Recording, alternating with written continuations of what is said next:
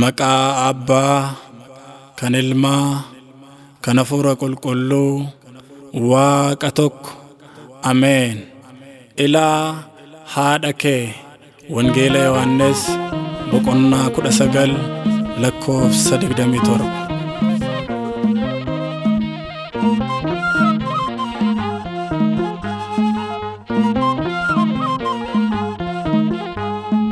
Badhaasa kennaa jaallatamtoota, galchaa madaraa duuka bu'oota, sin faarsa Maariyaam anis dhaloota.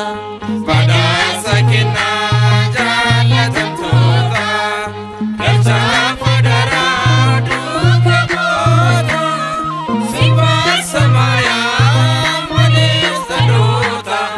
Badhaasa kennaa jaallatamtoota, galchaa madaraa duuka bu'oota, sin faarsa Maariyaam anis dhaloota. Badhaasa kennaa jaallatamtoota, galchaa madaraa duuka bu'oota, sin faarsa Maariyaam anis dhaloota.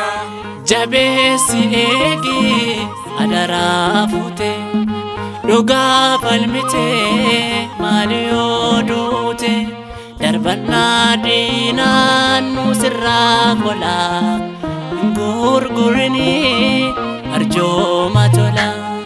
Badhaasa kennaa jaallatamtoota, galchaa madaraa duuka bu'oota, sin faarsa Maariyaam anis dhaloota. Fannootti ol ba'ee isa oolate, akka namaatoo ishee guddifate, boo'icha dhasaa gabbaraa nyaatu, daraa laate bartuu jaallatu. Badhaasa kennaa jaallatamtoota, galchaa madaraa duuka bu'oota, sin faarsa Maariyaam anis dhaloota.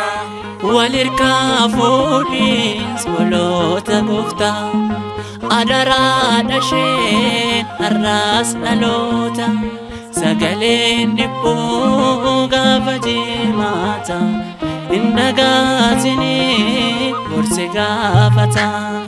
Badhaasa kennaa jaallatamtoota, galchaa madaraa duuka bu'oota, sin faarsa Maariyaam anis dhaloota. Kan ishee jibbu hafuura madhaa, inni ishee malee hin qabu haadha, isa jaallannee isheen dagannu, eenyuyyuu harma haadha isaan gannu. Badhaasa kennaa jaallatamtoota, galchaa madaraa duuka bu'oota, sin faarsa Maariyaam anis dhaloota.